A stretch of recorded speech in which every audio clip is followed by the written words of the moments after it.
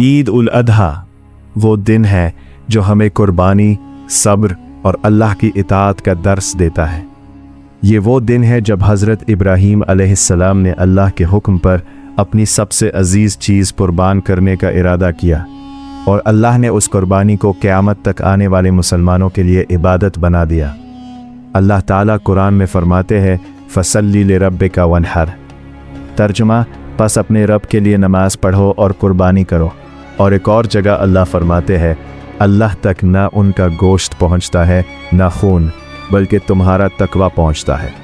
नबी करीम सल्लल्लाहु अलैहि वसल्लम ने फरमाया कुर्बानी के दिन अल्लाह के नज़दीक खून बहाने से ज़्यादा कोई अमल महबूब नहीं। ईद उल अधा की सबसे बड़ी फजीलत यह है कि ये दिन हमें अल्लाह के हुक्म के आगे अपनी ख्वाहिशात कुर्बान करना सिखाता है।